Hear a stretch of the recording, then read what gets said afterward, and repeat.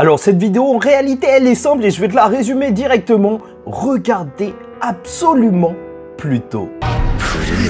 Mesdames et messieurs, ici Chage sur la chaîne secondaire Saria Chage le Phénix pour parler de Pluto, donc la série d'animation qui est sortie sur Netflix en 2023 et qui est pour moi une des plus grandes séries donc d'animation de Netflix à ce moment précis. Et tout d'abord, avant de vous parler de mon amour incroyable pour cette série qui a réussi à me marquer en à peine 8 épisodes et qui marquera même mon visionnage d'animé, alors, parlons un petit peu de la série en détail, étant donné que Pluto, c'est un manga assez particulier dans le monde du manga, vu qu'il a été écrit d'abord par Naoki Urasawa. Si vous ne le connaissez pas, alors c'est le maître quand même du thriller japonais, enfin moi je le considère comme ça. Donc, il a écrit 20th Century Boy et même Monster, même la série qui est disponible directement sur Netflix. Donc, vous pouvez aussi enchaîner sur ça, un énorme thriller et en fait, c'est ça. Toutes ses œuvres reposent sur le mystère, et un mystère qu'il réussit à parfaitement maîtriser. Et c'est ce que tu vois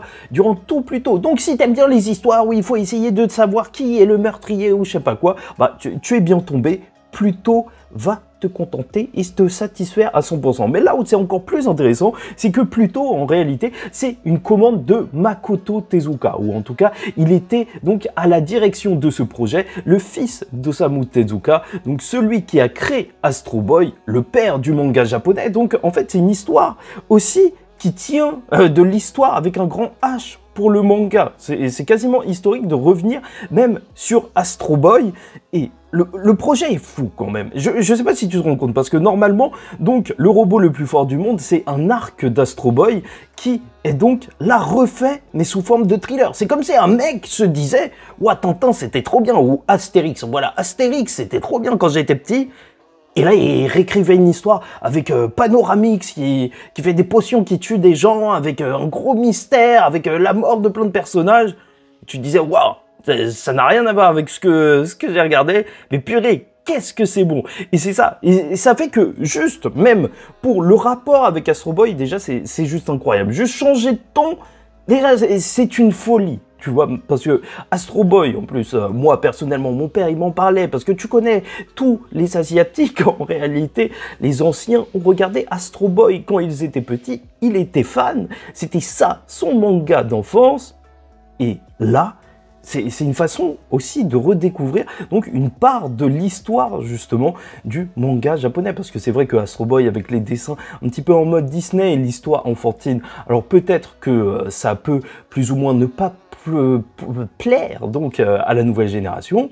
Et c'est vrai, hein, franchement, j'ai regardé, j'ai feuilleté quelques pages juste pour voir la différence, et rien que le style graphique donc de l'auteur de Naoki Urasawa qui a écrit Pluto, bah, ça marche tellement bien en fait, et ça contraste tellement bien avec l'œuvre d'origine que en fait, ça nous permet de découvrir une œuvre et en étant en plus peut-être plus intéressé par le sujet. Cette histoire, en plus de ça, plutôt, vu que ça va être une histoire autour donc de meurtre de robots avec un enquêteur et où on va croiser Astro, qui est donc Astro Boy.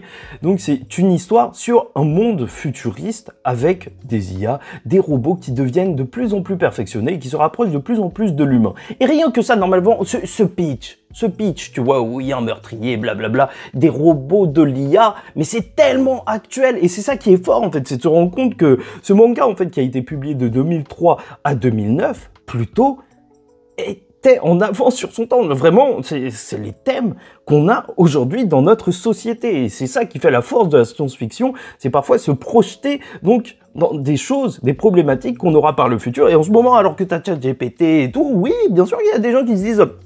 Mais ChatGPT, il voit pas. Nous. Donc voilà, on est en plein dedans. Donc les robots qui n'ont pas le droit de tuer les humains, les robots qui évoluent tellement que justement ils peuvent éprouver de la haine et peut-être donc tuer des humains. Toute la question autour des sentiments qui fait que en réalité on a beau nous parler de robots, c'est une histoire profondément humaine en fait. Comprendre ses sentiments, savoir même ce qu'est un sentiment, bah c'est quelque chose que tu peux te poser en réalité comme question, même si tu es un être humain, et c'est ça qui est fort en fait à travers les histoires de robots en général, vraiment les thèmes de la série. Et en plus, ça va traverser le thème de la guerre qui est principal dans cette série et ça n'a jamais été aussi actuel malheureusement.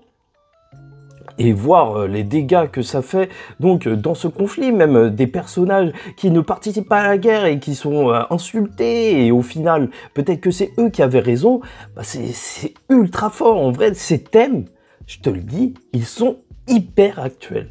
Alors que, vraiment, quand tu regardes et qu'on te dit, ouais, c'est Astro Boy, mais en fait, c'est une autre version, tu peux te dire que oui, bah, pourquoi je regarderais ça? Mais je t'assure que tu vas être choqué. Il y a des scènes qui sont cinglantes.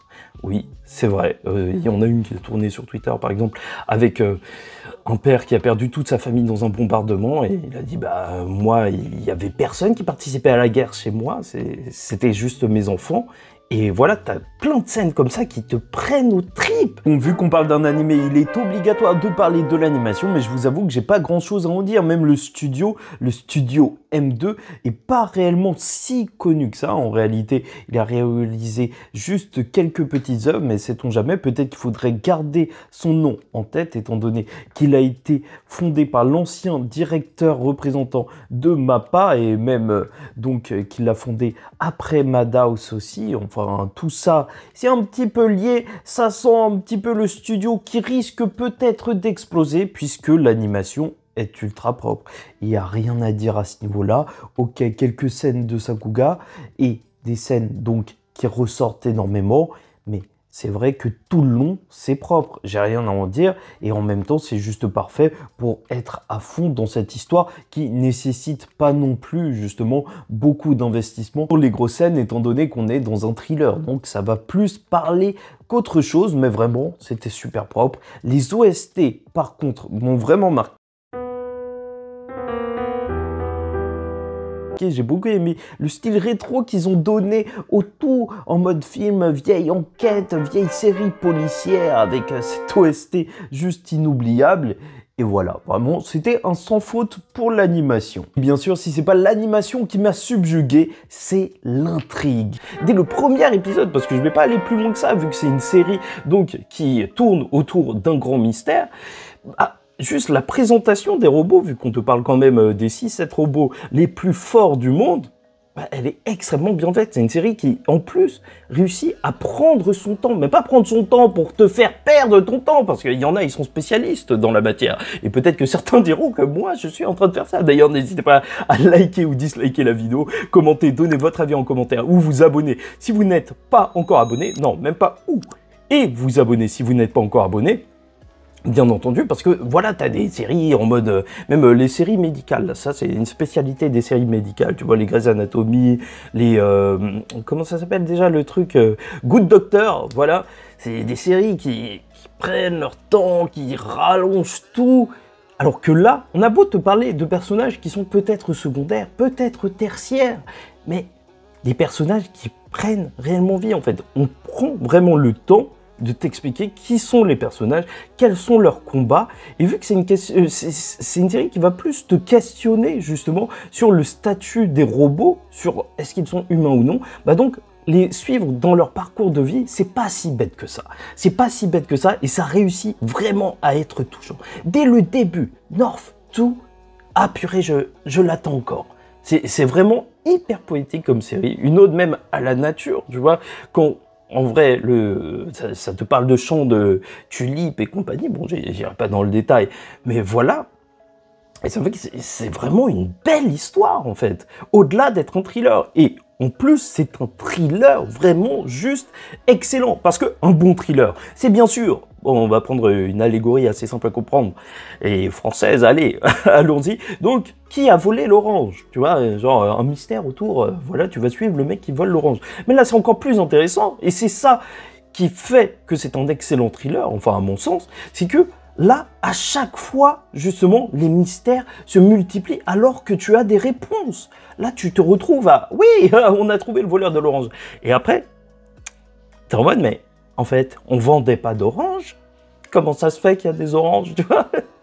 Ah non, c'est vraiment un grand délire qui réussit à te tenir en haleine et en plus te satisfaire parce que c'est pas juste les réponses qui sont toutes à la fin, ce qui peut être donc assez dommageable, assez relou, en vrai, en tant que visionneur de la série. Non, là, t'as vraiment des réponses à chaque épisode, mais à chaque fois, le mystère s'épaissit, et tu comprends le grand tableau, tous les liens, qu'à la fin, à la toute fin de la série. Et c'est pour ça que, vraiment, ça marche extrêmement bien. Après, petit point sur les personnages, bien sûr, le personnage principal qu'on va suivre, c'est le personnage de Gesicht, pas le personnage d'Astro, donc l'enquêteur qui est chargé de cette enquête, hein, tout simplement, sur les robots tués, qui fait lui aussi partie des donc grands robots, et le personnage est hyper attachant en fait, comme tous les personnages de cette série, il est humainement attachant, et avec toutes les questions que ça pose, bien sûr, que toute son histoire, même jusqu'à la fin, le fait de mentir, le fait que, est-ce qu'un robot, au final, peut avoir des sentiments, et sait-on jamais, est-ce qu'un jour, mon micro-ondes fera grève? C'est ça la vraie question, ou pas du tout? Non, vraiment, les personnages sont ultra attachants, et ils apportent à chaque fois quelque chose. Vraiment, c'est une série en 8 épisodes qui aura réussi à me marquer. Moi, j'aurais préféré le personnage d'Epsilon, un robot qui utilise l'énergie du soleil, voilà, photonique. Et, et en plus, il arrive tout le temps avec un rayon de lumière, Epsilon, tu vois, en plein milieu du ciel. C'est juste génial, même si les vrais hommes aiment Hercule, le robot qui se bat. Mais voilà, en fait, tous les personnages m'ont énormément marqué. Et ça, je trouve que c'est vraiment un tour de force pour une série aussi courte. Normalement, dans une série de 8 épisodes, voilà, je m'attache à 2-3 personnages. Là, je trouve que tous les personnages ont quelque chose de réellement fort. Et c'est vrai. Alors que là, en plus, je regardais un reportage donc, sur les cimetières en Chine, où tu pouvais avoir des IA pour parler aux morts, ce qui était un peu glauque. Bah là même, tu as ces questions qui sont abordées avec des IA, des robots, donc ils sont des personnes mortes. Enfin, il y a tellement de questions que ça pose. Vraiment, tu regardes un épisode, à chaque fois, tu peux te dire, ouais, c'est vrai. Tu peux te poser pendant des heures à penser à l'épisode. C'est vraiment une série qui, plus que d'être divertissante, elle est véritablement intéressante. Et ça, c'est un véritable tour de force. Et c'est pour ça que je vous conseille, mais vraiment, hein, allez-y les yeux fermés, enfin non, ouvrez les yeux pour regarder quand même, donc de regarder plutôt cette série sur Netflix, au moins même ça vous fait découvrir un petit peu l'univers d'Astro Boy, voilà, le lien avec l'histoire du manga en général, et purée, c'est un bon thriller, qui n'aime pas les bons thrillers? Ah non, ah la série est bonne. Bon, j'ai sûrement oublié de parler de beaucoup de choses dont je voulais parler, bien entendu, et bien sûr, il y a tellement de choses iconiques, comme le robot qui est tout le temps comme ça, et qui fait hey, je t'attendais, viens, touche ma main. De toute façon, quand vous le verrez, au bout d'un moment, vous rigolerez, parce que c'est un robot qui est censé être enfermé, et je sais pas, au début, on fait toute une histoire quand on va le voir, et au final, c'est devenu un moulin, le truc, il y a tous les personnages de la série, ils rentrent à l'intérieur, c'est un grand délire, mais c'est juste génial, c'est peut-être, allez, peut-être mini point noir, peut-être que la fin est un peu trop... Ça se passe un petit peu trop bien, dans un certain sens, mais en vrai, non. Quand on pense à tout le schéma global, donc ça s'est très mal passé. Je sais pas, mais je trouve que la série, mais vraiment, jusqu'au dernier épisode, t'as des révélations. Jusqu'à l'épisode 8, je sais pas si tu te rends compte de la folie. Ce thriller est haletant.